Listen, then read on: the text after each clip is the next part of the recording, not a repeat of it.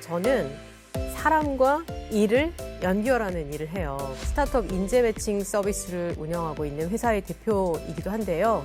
더 많은 사람들이 나에게 맞는 일을 찾아가도록 돕는 일에 조금 더 많은 시간과 노력을 쓰고 있습니다.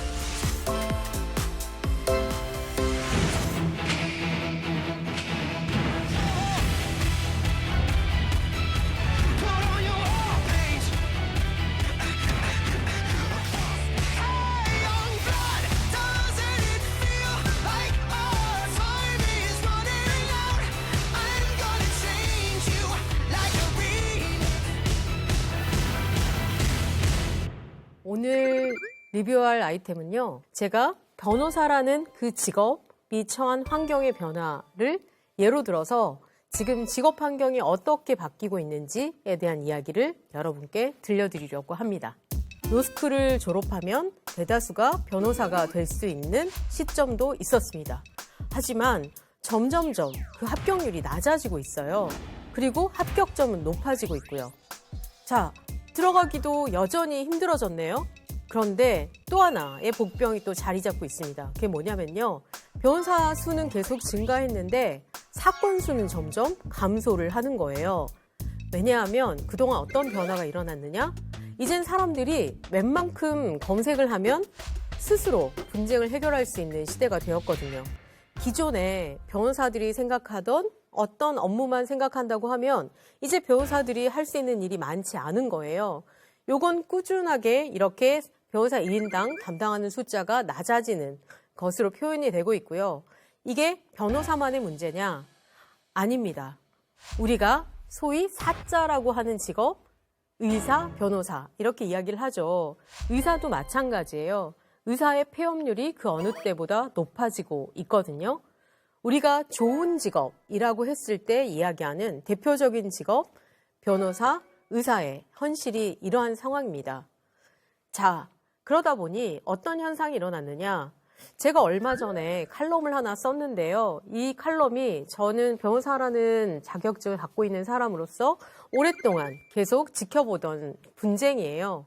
이게 무슨 분쟁이냐면 로톡이라는 법률 서비스 플랫폼이 있습니다. 로톡이라는 서비스는 누구한테 나의 사건을 상담하지? 라고 생각하는 법률 소비자들이 로톡에서 사건을 의뢰하고 싶은 변호사님들을 찾는 거예요. 변호사 사무실들이 많은 서초역에 내리면 이렇게 벽에 변호사님들의 광고가 있잖아요. 오프라인 광고판이 로톡이라는 앱 서비스에 옮겨진 거라고 생각하시면 됩니다. 이 플랫폼은요. 변호사가 필요한 사람 그리고 의뢰인을 만나고 싶은 변호사를 연결해주는 플랫폼이에요. 그런데 이 플랫폼이 변호사협회와 7년째 분쟁을 하고 있어요.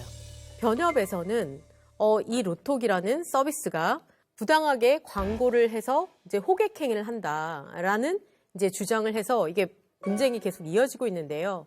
변호사법에 변호사가 아닌 자가 변호사를 광고하는 일을 해서는 안 된다라는 조항이 있는데요.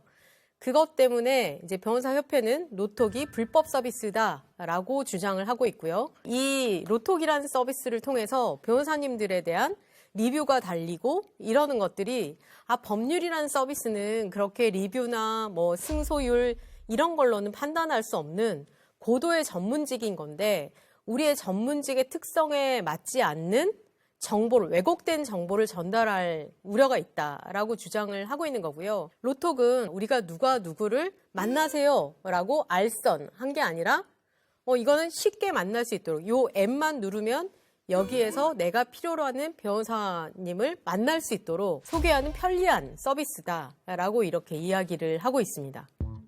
이 로톡과 변호사협회와의 분쟁 사이에 끼어있는 또 하나의 핵심적인 쟁점이 있습니다. 뭐냐면 로톡 서비스를 이용하는 변호사들은 주로 젊은 변호사라는 거예요. 젊은 변호사님들은 플랫폼을 이용해서 고객들을 만나고 싶은데 그 통로가 막혀서 이제 로톡을 지지하는 상황인 거죠. 자, 이 사건을 통해서 제가 여러분께 이야기 드리고 싶은 건 무엇이냐면 변호사라는 직업이 의미 없다. 이거 아니고요. 이제 그 자격증의 의미가 달라졌다라고 볼 수 있을 것 같습니다. 자격증이라는 게 과거에는 워낙 따기 어려웠기 때문에 의사, 변호사가 되면 그 이후로는 잘 먹고 잘 살았습니다. 라고 할 수 있었어요. 하지만 지금은 자격증을 갖고 있는 사람들은 많아졌죠? 하지만 그 자격증이 누릴 수 있는 이득은 줄어든 거예요. 그래서 자격증을 따는 게 끝이 아니라 시작인 거죠.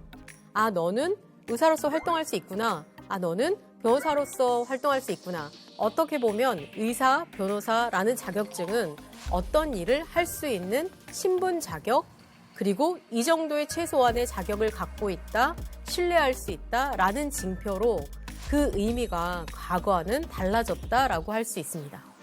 자, 이제 변호사의 이야기에 국한하지 않고요. 저희가 직업에 대한 이야기로 가볼게요. 직업 선택의 자유는요, 우리 헌법에서 인정하고 있는 우리의 기본권이에요. 그런데 그 직업 선택의 자유를 인류가 누린 게 불과 200년 남짓입니다. 과거에는 신분지 사회였잖아요. 대다수가 해야만 하는 일을 하고 근근히 먹고 사는 세상이었죠. 자, 3차 산업혁명이라고 하는 인터넷 혁명은요, 그 인터넷이 바꾼, 또 컴퓨터와 인터넷이 바꾼 그 환경 아래서 요구되는 여러 가지 역량들이 있었습니다. 그 역량을 잘 하는 사람들이 더 많은 직업 선택의 자유를 누릴 수 있었죠. 자, 그리고 최근 아마 지난 코로나 때 여러분이 여러 신문들을 보면 가장 많이 접했던 단어 중에 하나가 IT 산업에서의 개발자 채용난이라는 말을 많이 들으셨을 거예요. 지금은 조금 글로벌 경제가 이제 침체되면서 그전보다는 나아지긴 했는데요. 이 IT 환경에서 4차 산업혁명에서 디지털 인력이 너무 필요한데 수요가 너무 이제 큰 반면에 공급이 부족해서 정말 인력난에 시달리고 있었습니다. 자, 제가 이런 이야기를 각 산업혁명을 배경으로 이야기를 드리는 이유는요. 각 시대마다 필요로 하는 인력의 구성이 달라진다라는 거고요. 대기업이라고 불리우는 거대한 시설과 자본, 설비를 갖춘 기업들이 생겨났는데요. 그 대기업들은 이제 점점 더 사람을 안 쓰는 방향으로 발전되어 가고 있어요. 자, 그렇다면 우리는 어떻게 앞으로의 변화를 맞이해야 할까요?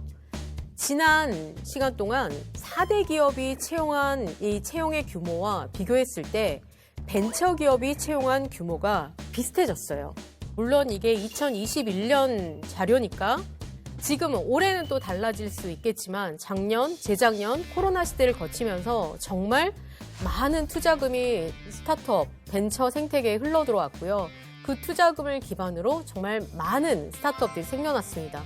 스타트업은요, 큰 설비를 바탕으로 하는 스타트업이 많지 않아요. 일단 사람이 먼저입니다. 그 분야의 전문 지식을 갖고 있는 사람. 사실은 전문 지식보다는 학습 능력이 더 뛰어나고 적응력이 더 뛰어난 사람일 수 있는데요. 어쨌든 스타트업은 그 어떤 산업 영역보다 장치가 아닌 사람이 필요한 영역입니다. 그러다 보니 고용 인원이 많은 거예요. 반대로 4대 그룹의 매출이 작은 게 아니고요. 4대 그룹은 그동안 쭉 역사를 이어오면서 많은 장치 설비를 갖추었고요. 최대한 사람들의 채용을 하지 않아도 되는 방향으로 발전해 온 거예요. 그러다 보니 채용 인원이 줄어든 거죠. 그리고 대기업, 공기업, 전문직에서 소위 잘 나가는 IT 기업, 스타트업, 네카쿠베 당토라고 하는데요. 이런 기업들의 선호도가 정말 높아졌습니다. 자, 이건 변호사들도 마찬가지입니다. 그냥 변호사라고 하면 로펌에서 법률 송무를 하는 것이라고 고정관념이 있었어요. 그런데 이젠 변호사들도 각 직무 영역별로 세분화되어 가기도 하고요. 심지어 변호사라는 직업을 아예 타이틀을 떼고 저처럼 새로운 창업 세계에 뛰어드는 경우들도 있습니다. 저를 찾아왔던 후배들 그리고 제가 관찰한 다른 변호사님들의 상황을 통해서 조금 설명을 드려볼게요. 류재원 변호사님은 한 7년 전에 저를 찾아왔었어요. 당시 사내 변호사로 일을 하고 있었는데 변호사로서의 삶에 조금 한계를 느끼고 있었죠. 그래서 나만 할 수 있는 뭔가를 찾아봐야겠다라고 결심을 했고 그 결과로 찾아낸 게 협상 교육 컨텐츠 제작자라는 거였습니다. 그 이후에 류재원 변호사님은 사내 변호사로 일하던 기업을 나와서 독립적인 법률사무소를 운영하면서 협상 바이블이라는 책을 썼고요. 그리고 그 책을 쓰고 나서 그 책의 내용을 강의하는 강사로서의 활동도 하고 있고요. 그러다 보니 자연스럽게 분쟁 중에서도 협상 전문가가 필요한 사건들은 류재원 변호사를 찾아오게 됐죠. 스타트업을 창업을 해보기까지 이르렀습니다. 어찌 보면 기존의 변호사라는 자격증 하나에 기대어서 안주하는 게 아니라 변호사라는 자격증 위에서 새로운 가능성을 피워내신 거죠. 자, 이렇게 직업이라는 건요, 머물러 있는 게 아니라 계속 세상의 필요를 예민하게 관찰해서 하나씩 넣고 빼고 할 수 있다는 겁니다. 아예 변호사를 그만두고 저처럼 새로운 창업에 나선 분도 계세요. 아니, 변호사들이 힘들게 시험 통과해서 변호사가 되었는데 다들 본업은 안 하고 딴짓을 하죠. 네, 이게 낯설고 생경하게 느껴지시겠지만 어찌 보면 우리에게는 당연한 현실을 조금 더 능동적이고 적극적으로 받아들이려는 사례들이다라고 생각을 해주셨으면 좋겠어요. 왜냐하면 우리는요, 이제 대학에서 배운 걸로 평생 벌어먹고 사는 게 아니고요. 그 유효기간이 너무 짧아졌거든요. 대신 우리는 너무 오래 살아요. 이제 여러분은 학교를 졸업하고도 60년은 더 일을 해야 하는데요. 기본이 적어도 3개 이상의 직업을 갖고 살아가게 된다는 겁니다. 자, 마지막으로 직업을 바꿔서 살아간 저의 변호사 시절의 사진과 그리고 지금 사람들의 가능성을 발견하고 키우는데 큰 재미를 느끼는 사람 농부로 살아가는 저의 사진을 여러분께 보여드릴게요. 저는 로펌에서 일할 때는 정말 흑백이 주변에 가득한 무채색 인간이었어요. 그렇게 분쟁의 한가운데서 사람들의 분쟁을 살피는 일을 하다가 지금은 사람들의 가능성을 발견하고 키우는 일을 하다 보니 훨씬 더 웃을 일이 많아졌죠. 자, 그러면 제가 마지막으로 오늘 한 줄 리뷰를 해보도록 하겠습니다. 자, 오늘의 한 줄 리뷰는요. 직장인에게 더 이상 안전지대란 없다.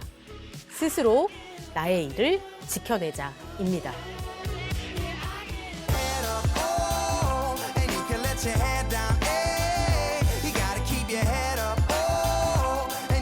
Your head down.